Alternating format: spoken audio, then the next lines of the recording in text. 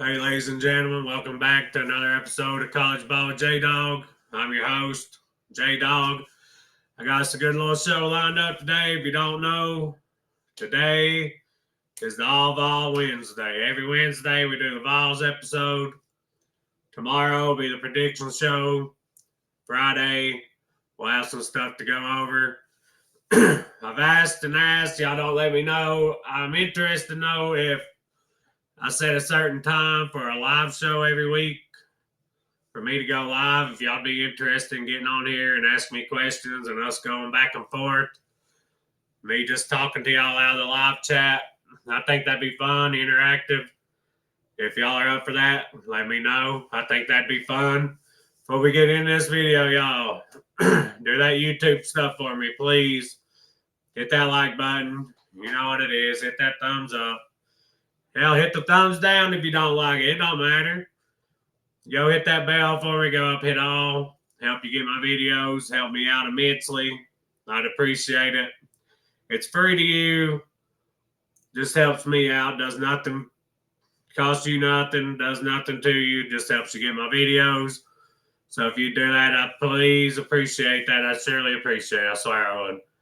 I'm stuck at 53. I want to get to 100 by Mississippi State game. That'd be awesome. I post on TikTok now too. I'm going to start posting on Instagram as well. And I have the College Ball with J Dog Facebook page. Anybody can join. Enough of that. Let's get into the episode, y'all. We're going to talk about where a couple of people have Joey Aguilar ranked now compared to their preseason. Then we're going to talk about what Al Wilson said after the Georgia game, just a quick little thing. Then we're going to go over the FPI chances for every game the rest of the season. Spoiler alert, the FPI loves the Vols in most games. Actually, all of them but one. So that's enough jibber jabber. Let's get into it, y'all. Y'all lock in with me. First things first, I want to compare these two Heisman odds. On3 has their Heisman odds. And then BetMGM put their Heisman odds out. BetMGM is the one we'll go over. We'll go over On3's first. This just like, I guess, people that works there's poll. This says week 4 poll. They got Cal's quarterback at 10, Caleb Downs at 9, Ruben Bain, which is a linebacker for Miami, at 8, Dante Moore at 7, Devin Dampier from Utah at 6. He's been really good this year. Pavi at 5, Marcel Reed A&M at 4, Beck at 3, Castellanos at 2, which is crazy. They've played one team that's worth a damn, and then a bunch of scrubs. And Mateer at 1. Mateer really hasn't done that much either. He's got 5 touchdown passes to 3 interceptions right now. He played good against Michigan. They got Auburn this weekend. Obviously, he can work his way up there, but the fact they have him at 1 is kind of mind-blowing to me, honestly. Let's go over the actual Vegas odds. This is BetMGM, y'all. Our boy Joey Dimes has worked his way up the list, y'all. He was down on the list to start the year. A lot of people had him ranked in their quarterback rankings in the SEC, like anywhere from 13 to last. I said all offseason he was going to surprise people, and I didn't think it was my orange-colored glasses. I watched his film at Appalachian State, and then it reminded me a lot of Hooker. He's not got the athleticism Hooker had, but the way he runs his offense, the way he can step up in the pocket, take a hit last second, make a throw.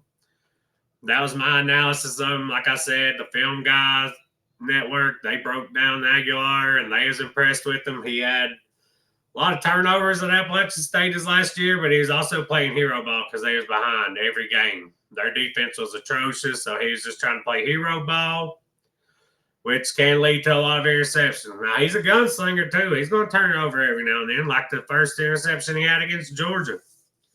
He slung that thing down the field, ended up being an interception, but he also slung one down the field to Chris Brazel, one-on-one coverage. Trusted his 6'3" receiver to go up and make the play. Chris Browser might be 6'5". I think he's 6'5". That's what you do at quarterback. You trust your receiver to go up and get the ball. You got a 6'5" receiver with a 6 foot 5'11" corner. Throw that man the ball and let him go up and get it. Here's the actual Vegas Heisman odds after week 3. Carson Beck's number 1. Carson Beck's played really good. We'll see how he does against Florida this weekend, but Carson Beck has played awesome so far. John Mateer, 2. Like I said, he had a good game against Michigan. I don't know if he can stay healthy if their game plan against everybody is the same as it was against Michigan. You can't run your quarterback 20 times a game in the SEC. You just can't. And he ran about 20 times against Michigan. Dante Moore, number 3. Dante Moore's looked really good. They got a favorable schedule. They play Penn State, and I'm pretty sure that's the only ranked team they'll play all year. Gunnar Stockton gets a big bump after torching Tennessee's defense. One thing I'll say, he impressed me Saturday. Hostile environment. He took advantage of Tennessee not having their best cornerbacks. So we might be without Ricky Gibson for a while, but Jermon McCoy should be back any week. And he picked on their freshman corner, but that's good coaching. So I'll give Bobo credit. He had a game plan. That's pick on our freshman corner, and it worked. Nussmeier, he should be way down the list. He has not done – he's got 3 touchdowns this season. How's he still so high? 3 touchdowns, 2 interceptions. With all that talent they brought in, they got Barryon Brown, Nick Anderson. They should have some talented receivers there already. I mean, look at the guys they put in the NFL. Brian Thomas Jr. Dude for the freaking Giants slipping my mind right now. What's his name? Brian Thomas Jr.'s Jaguars. Guy for the Giants slipping my mind right now, but he just went off on the Cowboys Sunday. Jamar Chase, Justin Jefferson. They got the 2 best wide receivers in the NFL. And those 2, the one for the Giants and the Jaguars, are probably top 15. I mean, that's absolutely crazy. And then Kyron Lacey, he ended up dying over the offseason, but he was going to be another good one probably. So Nussmeier is way underachieved. He should not even be on this odds list right now until he does something. We're 3 games in the season. He's got 3 touchdowns, 2 interceptions. Marcel Reed, he's on my 5 most underrated players from the preseason. He's balled out. He balled out against Notre Dame. I like him in. Him and Joey Dimes is tied. If you don't know, that's the nickname for Aguilar on this channel, Joey Dimes. Aguilar balled out. Done something hardly anybody does against Kirby Smart defense. Threw for 370 yards, 4 touchdowns. If he does that in another game or 2, he's going to rise up that list, y'all. Jeremiah Smith. They got Jeremiah Smith as a quarterback on here. Wide receiver Jeremiah Smith. I doubt he rises in it just because teams are doubling him now. So Carnell Tate and some of the other guys are going to get more balls this year. Jeremiah Smith's going to get his, but I just don't think he's got a legitimate shot at winning the Heisman. Julian Sayin. He's looked good against bad competition. He struggled against Texas. Texas has a great defense. I could see him working his way up the list with the way Ohio State's schedule is. Then you got a few guys grouped here at plus 2,000. You got Jackson Arnold. We'll see what he does against Oklahoma Saturday. Ty Simpson. He's looked better since Alabama's been playing weaker competition. Thomas Castellanos. Jaden Mayava from USC. He's looked pretty good this year. David Napier from Utah. He's looked great. There's a lot of these guys that are about to start playing some stiff competition for the first time in the next week or 2. So these odds will be changing. I'll keep them updated on here. One guy that was down on Aguilar and talked crap about how he treated freaking Nico was Joel Klatt. Now, he's got Joey Aguilar ranked 8th in the country. 8th best quarterback in the country. Guys, there was nobody in the preseason even had Joey Aguilar 8th in the SEC or higher. Like I said, the highest I seen Aguilar was like 12 all off season. In the SEC, not in the country, in the SEC. There's one dude, his name's slipping my mind. That's on a video I had when I was first getting started. He ranked Aguilar 16th in the country, behind Zach Calzada, some other guys. 16th in the SEC, I mean. So he had him last in the SEC. I don't care who trots out there for Josh Heupel. They will not be last in the conference. Klatt said number 8 is going to be Joey Aguilar from Tennessee. He's been terrific. Even with the loss to Georgia, he played an insane game against the Bulldogs. I've been incredibly impressed with what he's done in that offense so far. I think he's a good fit for that offense. They won the trade with UCLA. He's a better fit than Nico was. The offense is explosive. One thing nobody's talking about when they're talking about how Aguilar's done in this offense, y'all, is how all the tweaks that Heupel's made over the offseason. Yes, he's still got the tempo. Yes, we still go wide sometimes. We're also putting 2 tight ends in, which we started last year. So we're running different routes this year. We're not just doing one side of the field. Joey Aguilar gets scanned the whole field.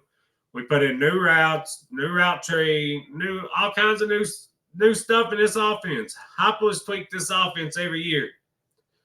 This offseason, the way he tweaked it, I think this is the best that he's done since he's been here. I'm anxious to see us get some more good competition. This weekend we got UAB. The backup's going to get plenty of time in that game. Mississippi State going down there. That's a hard environment, y'all. Arizona State figured that out. They went down there, ranked 11th in the country. Went home with the loss. They run the same kind of offense that we run. Jeff Levy, him and Heupel coach together. Our defense should know that system, just like their defense should know our system. We out-talent them. I think we get out of there at the win. But I'm anxious to see what Aguilar looks like as we go down the road, because I think he's only going to get better, y'all. He got here in June or July. Late June, early July.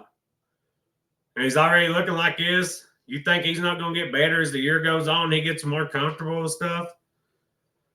Another one. I don't have a graphic for this, but I watched Josh Pate. He had Joey Aguilar 3rd in the conference, behind John Materas 1st. Who did he have number 2? I can't remember who he had number 2, but John Materas 1st, Aguilar was 3rd. And he ate crow when he was talking about it, because he was down on Tennessee this year. He's done got us up to 9th in his power rankings. We was nowhere to be found close to there, and I think it was like 15 or 16.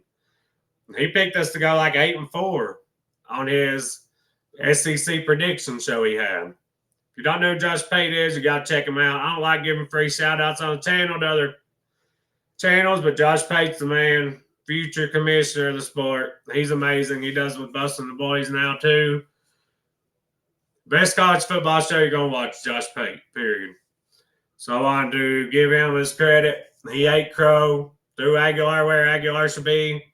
I think Aguilar should be 2 in the conference behind Mateer until the season goes on. I think Joey Aguilar has a chance to be in New York at the end of this season. If he stays healthy, he has a chance to be in New York for the Heisman at the end of the year.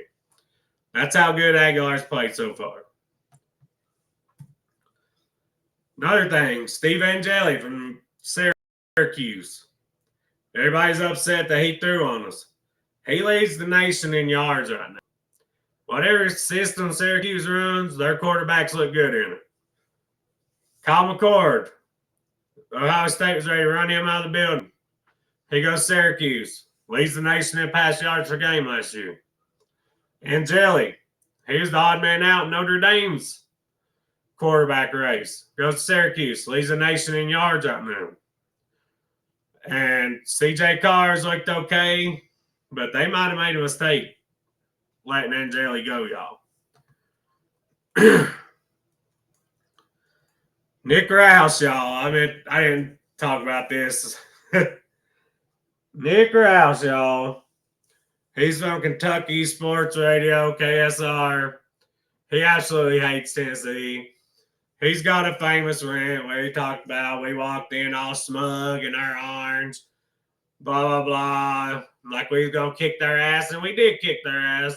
He goes on a big rant. He hates Tennessee, hates orange, blah, blah, blah. He said this. I know it's tongue-in-cheek, but it cracks me up. He said, folks on Rocky Top were enraged when Nico Iamaleava left Tennessee this spring. Time heals all wounds. It's time to break out the Band-Aids and bring Nico home to create the ultimate feel-good story in college football. Rouse is a Kentucky guy, so I'm guessing his suggestion is tongue-in-cheek. This is an article from A to Z Sports. Rouse wishes we'd bring Nico back so they'd have a chance against us this year. Nobody, not even some Tennessee fans. I've seen Tennessee fans this offseason talk about this is going to be a down year for us. You can go back and watch any video on my channel. I told you, Tennessee will be good this year. Aguilar will be good this year. I picked us to go 10-2. I think 11-1 is fully possible at this point. If we would have lost to Georgia, 11-1 would be probably an amazing bet to me. The loss to Georgia, we could slip up down the road. We got a couple of tough road games against Alabama and Florida. We've not won at them places in a while. This is the year it happens, though. We will win one of them games this year. Al Wilson, he kind of disappointed me because it sounded like he was one of those that thought we'd be down this year. I'm glad he thinks we can compete with anybody now. This is also from A to Z Sports. Al Wilson, he said, I feel better, encouraged by what I saw at the end of the day. A few plays here and there. We're having a different conversation. We win that ball game, so I definitely feel great. Not a play or two, one play. Make that field goal, we win. Another one, Mike Matthews don't drop that first down pass in overtime. He had a little route across the middle, a little drag route, wide open, nobody around. He probably gets to the 3 or 4 yard line if he don't score a touchdown. He probably scores, but at the least he gets to the 3 or 4 yard line, y'all. And we probably punch it in for a touchdown and get to go to double overtime at the least. Georgia would have called it different. We might have got off the field. We could have got stopped there. The field goal hurt, but Mike Matthews, a lot of people was overlooking Mike Matthews dropping that first pass of overtime. It was a little drag route right across the middle. He catches it. We probably go on and score a touchdown. It's a different game. I hate that our kicker's getting all the hate when there are other plays in that game. Obviously, kicker makes it. We win. I feel so bad for the kid. I haven't said a bad word about him. The moment seemed like it might have been too big for him. Nobody's more heartbroken about that loss than me. But at the end of the day, he's a college kid. And you know, every fan base has them. People's probably messaged that kid, talking shit to him. Act like an adult. I yell at my TV. I act crazy as hell during the game. Literally crazy as hell. I yell, I scream, I run around, I jump. Scare the hell out of my little 4-month-old baby. Don't be the grown adult that messages college kids on the damn internet. Just don't be that guy. Al Wilson went on to say, these young men should know they have a good football team. They can play with anybody in the country. And with the quarterback play and the receivers starting to step up, obviously we need to get healthy on defense. We need those corners back, Jermon McCoy, Ricky Gibson. We're going to get McCoy back. Gibson is questionable to come back unless we make the playoff or the ball game. We need more depth, maybe up front, but for the most part, we're a good football team. We can compete with anyone. I agree with that assessment. Kind of hurts me. Al was down on us a little bit. But hey, everybody has their opinion. Preseason polls are worthless. I don't think they should have a poll until week 3 or week 4. Now we're going to get into the part where we're going to go over every game, the FPI chance.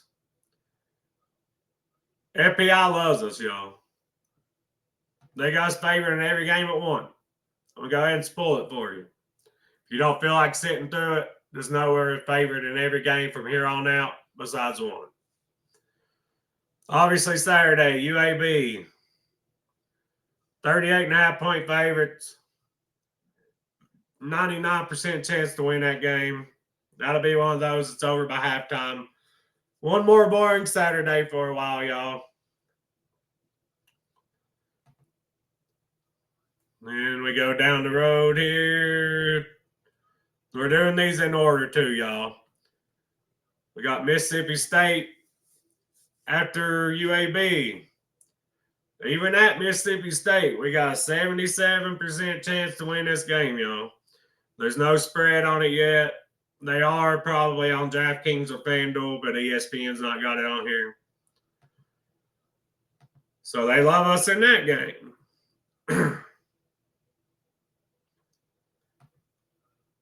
Then Arkansas comes to town. This is a revenge game. We got a bye week before this game, too. This is a revenge game. Arkansas got us last year. Nico ran out of bounds without freaking even throwing the ball. Pulled a Joe Milton against Ole Miss. I was sick that night, y'all. FPI loves us in this game. 73% chance to win. Taylor Green, he's played a hell of a season so far. Hopefully we got Jamon McCoy healthy that game. Our defense a little more healthy. That's a revenge game. I like our chances in it. I think we're going to come out ready to go in that game. That's a revenge game. We should not have lost that game last year. We was up 14-3. Their backup comes in. If you're a Tennessee fan, you've seen it all too many damn times. Somebody's backup quarterback comes in and freaking beats us. This is the big one out here, y'all. This is the one game we're not favored in by the FPI. On the road at Alabama. People's back on the Alabama bandwagon after they whooped Wisconsin. They did the same thing last year. They beat Wisconsin worse last year, actually. I'm not impressed yet. I'll let you know next week when they play Georgia how I feel their season will go. This one, we got a 34% chance to win this game. I think we got a little higher percent chance. These will change every week, y'all. You'll see them as I do my videos, my prediction shows, all that. You'll see them. But so far, that's the one game we're not favored in. We got a 36% chance to win it. I think we got a little higher than that, but we'll see how the season plays out. Kentucky. Kentucky's the best teams couldn't even take Tennessee down, y'all. Their 11-win season lost Tennessee. They beat us a couple times, but the best season they ever had, Tennessee still got them. I like our chances in this game, even more than the FPI. 77% on the road.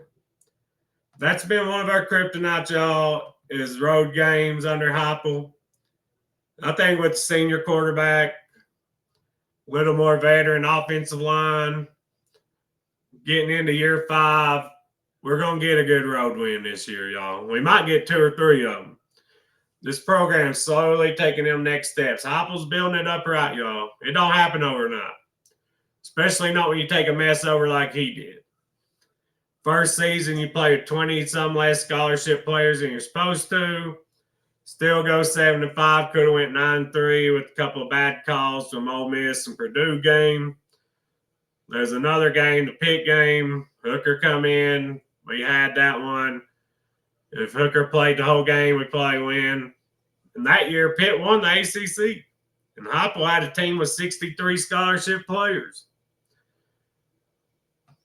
This one right here, Heupel's going to want this one, y'all. After the way OU done him back in the day, Heupel can't stand Oklahoma.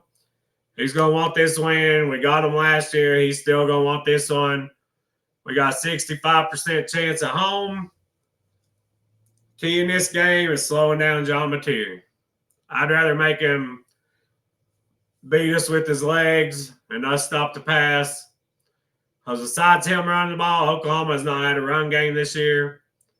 And if they don't get that figured out by the time they come to Knoxville, as long as we slow him down through the air, we got Jerron McCoy back healthy, our freshman, has a little more time. He probably won't even play much. It'll be Jerron McCoy on one side, Colton Hood, who's played absolutely amazing this year.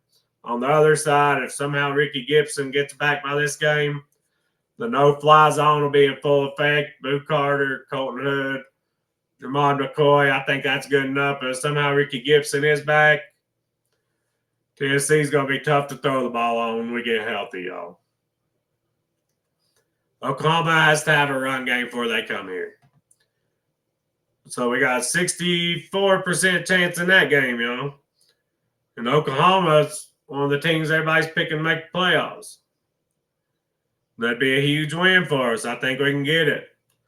The last cupcake of the season, New Mexico State. We got a 99% chance to win that game. No reason to go into any more depth on that game than that. That'll be one of those snoozers over by halftime. We got 2 games left, y'all. Florida in the swamp. We ain't won there since when? 2003. That streak's over. That streak will end this year. I can feel it in my soul, y'all.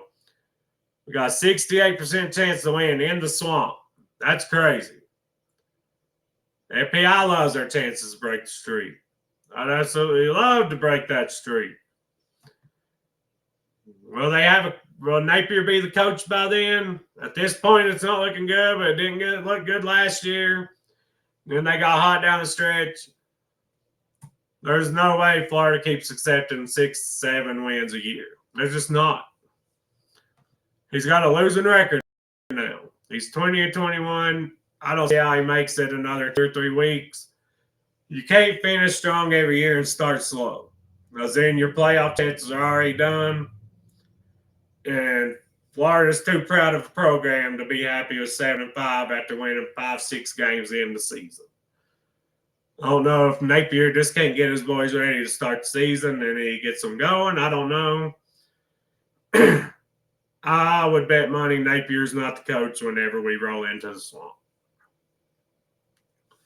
Last game of the year, the team that's going to run the state of Tennessee, Vandy. They come to Knoxville this year. Obvious ran that mouth all off season. We'll see what they got. They look good so far this year. It's a tall task coming in Neyland Stadium and getting a win. There's been one team to do it in 3 years, and that's been Georgia twice. Nobody else has done it. FPI loves us. They got a 69.4% chance. So basically 69 since rounding up would be rounding down since it's a 4. I like our chances in that game. Jordan Matthews, cornerback for Vandy, was here last year. It'd be nice to have that depth this year. But hey, that's the new world you live in. So if all those games go the way the FPI says it will, Tennessee will be 10-2 at the end of the year. That was my prediction before the season started. I'm sticking with it. I don't know where we're going to slip up or if we even do slip up, because we look even better than I thought we would. We still lost Georgia. I picked us to win that one. Hey, we lost it. Should have won it. It was literally a replay of 2022 Alabama besides the last play of the damn regulation, y'all. That's the All Vols show for this Wednesday, y'all. Tomorrow's the prediction show. Y'all tune in. I've been pretty hot on my bet, y'all. My upset picks hit 2 out of 3 weeks. My best bets hit 2 out of 3 weeks. I'm probably around 65-70% against spread, which is pretty damn good for a no-name like me. I'm a fanatic football fanatic. I'm a Vol fan, but I'm a freaking college football crazy. I love college football. I worry about it all year round. There is no off season for me. We're going to do college basketball too, y'all. If you're college basketball fans, hit that subscribe button too. We will be covering it. I appreciate y'all tuning in. If you haven't already, you know what to do. Thumbs up, bell, get in the comment section, share with your buddies, join my TikTok, join my Facebook page, whatever. God bless y'all. Thank y'all for tuning in. And as always, go Vols.